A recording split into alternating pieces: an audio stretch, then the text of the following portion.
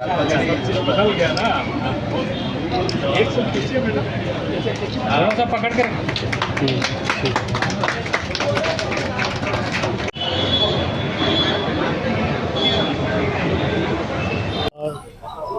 नाबार्ड द्वारा जो चलाई गई योजना है उससे किसान जो है अपना उपज पैदा करता है और उपज पैदा करता है उसको हम लोग ट्रेनिंग देते हैं और उसकी मार्केटिंग की भी व्यवस्था करते हैं हम लोग। अब ये जो आज महोत्सव है ये उसी का एक अंश है, क्योंकि उपज जब तक उसको उनका मूल्य नहीं मिलेगा तो किसानों को फ़ायदा होगा नहीं, उनकी आमदनी नहीं बढ़ेगी। बट इस प्रकार के महोत्सव से आमदनी बढ़ने की संभावना ज़्यादा हो जाती है, क्योंकि यहाँ पर शहर के लोगों को पता नहीं होता है कि किस टाइप की वैरायटी गांव में पैदा होती है, और ये इसके माध्यम से हम लोग उनका उत्पाद सही कस्टमर है उन तक पहुंचाते हैं, जिससे उनका अच्छी कीमत मिलती है। रसायन खादों से काफ़ी स्वास्थ्य को हानिकारक पहुंचती है आमों को, जिस तरह से रसायन के द्वारा पकाया जाता है, बनाया जाता है, तो ऐसे में किसानों को क्या कुछ संदेश दीजिएगा ताकि वो नहीं, यही संदेश है कि इन सभी चीज़ों का उपयोग ना करें। वो केमिकल फ्री जो होता है ना, केमिकल फ्री उसको पैदा करें, और दूसरा उसको नैसर्गिक रूप से जैसे जो पकता है उसका जो स्वाद या उसकी जो उससे जो सेहत बनती है वो ये केमिकल वालों से नहीं बनती है। तो हम यही संदेश देना चाहते हैं कि वो इनका उपयोग ना करें, वो केमिकल फ्री उत्पाद करें, और दूसरी बात उनको पकाएं भी नहीं, उनको ऐसे ही पकने दें। यही हम संदेश देते हैं। नाबार्ड के द्वारा किसानों को कैसे लाभ मिलेगा, क्योंकि क्या कुछ क्राइटेरिया होगी जिससे किसान इसका लाभ प्राप्त कर सके? नाबार्ड तो विभिन्न योजना चलाता है, जैसे अभी हम लोग एफपीओ के माध्यम से किसानों को जोड़ते हैं।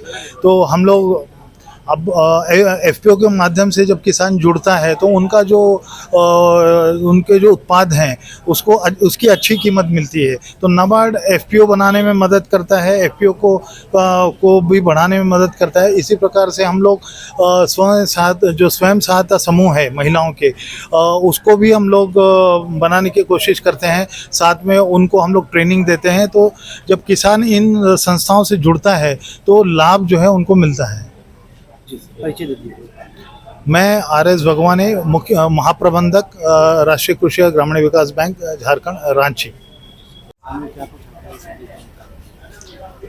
ये आम महोत्सव जो है ये खास है। खास इसलिए है कि ये झारखंड के विभिन्न ज़िलों में जो हमारे आदिवासी समुदाय के लोग हैं उनके लिए नाबार्ड की योजना है वाडी परियोजना। और ये वैसे किसान हैं जिनके खेत में पहले कुछ नहीं होता था। आज एक एक एकड़ में एक किसान ने हमारा वाडी लगाया, जिसमें आम है, अमरूद है, शरीफा है, और बीच में वो इंटरक्रॉपिंग में अरहर लेते हैं, अदरक लेते हैं, हल्दी लेते हैं और सब्जी की खेती करते हैं। इनको अच्छा बाज़ार मिले, अच्छी मूल्य मिले, इसके लिए ये वाली आम महोत्सव हम लोग आयोजित करते हैं। और हम झारखंड राज्य जो सहकारी बैंक है उसके परिसर में करते हैं उनके साथ मिलके, ताकि जो रांची के मेन रोड और अपर बाज़ार में ख़रीदारी करने आए वो इस मेले में आए, और जो रसायन मुक्त आम हमारे आदिवासी भाइयों के द्वारा उपजाया गया है वो अच्छे मूल्यों पे उनको उपलब्ध हो पाए। रसायन खादों का काफ़ी उपयोग किया जाता है जिससे स्वास्थ्य के लिए भी हानिकारक होता है। वैसे किसानों को क्या कुछ संदेश दीजिएगा जो मतलब किस तरह के कार्य किया? रासायनिक खाद हमें उस समय ज़रूरत थी जबकि हमारे यहाँ उत्पादन इतना नहीं था कि हम भारत के आबादी की पेट भर पाए। और आप सब जैसा जानते हैं रासायनिक खाद ना सिर्फ हमारे स्वास्थ्य के लिए बल्कि धरती माता के स्वास्थ्य के लिए भी हानिकारक है। और अगर रासायनिक खाद इस्तेमाल हो रहा है या पेस्टिसाइड इस्तेमाल हो रहा है खेती करने के लिए, तो उसमें हमें सिंचाई की भी ज़्यादा ज़रूरत पड़ती है।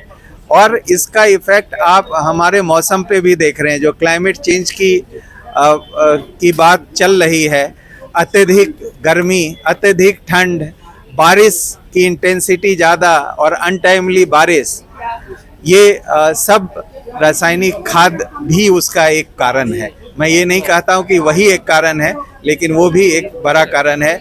मैं किसान भाइयों को यही संदेश देना चाहूँगा कि आप नेचुरल फार्मिंग करें, और नेचुरल फार्मिंग में जो एक धारणा है कि उत्पादन कम होता है, ऐसी कोई बात नहीं है।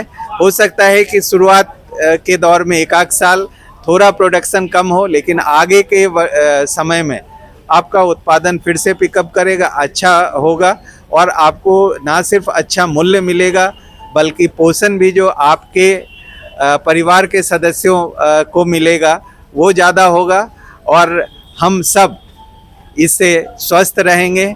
जो कैंसर जैसी बीमारियां हैं उसमें भी कमी आएगी। अभी जो भारत में इतने केसेस कैंसर के आ रहे हैं, उसके पीछे मुख्य कारण हमारा जो खान पान है, जो रसायन से उपजा हुआ अनाज को हम खाते हैं या फल सब्जी को खाते हैं, वो एक कारण है। मैं गौतम कुमार सिंह, मैं मुख्य महाप्रबंधक नाबार्ड का हूं, और ये परियोजना नाबार्ड ने हमारा आदिवासी विकास कार्यक्रम है, उसके माध्यम से स्वयंसेवी संस्थाओं की मदद से और राज्य सरकार बैंकों के मदद से हम लोग सक्सेसफुली 61 परियोजना झारखंड में चला रहे हैं, जिसमें 23 अभी चल रहे हैं, बाकी कंप्लीटेड प्रोजेक्ट हैं। धन्यवाद। मेरा बेटा मुंह लटकाया क्यों बैठा है? मेरे सारे फ्रेंड्स कितनी मस्ती करते हैं और मैं बस स्कूल से घर और घर से स्कूल। तो चलो तुम्हें कहीं बाहर ले चलती हूँ। बाहर क्यों? चलो आज ही वाइल्ड वादी वाटर पार्क चलते हैं, जो है रांची का बेस्ट वाटर पार्क, जहाँ है फन और मस्ती का फुल डोज।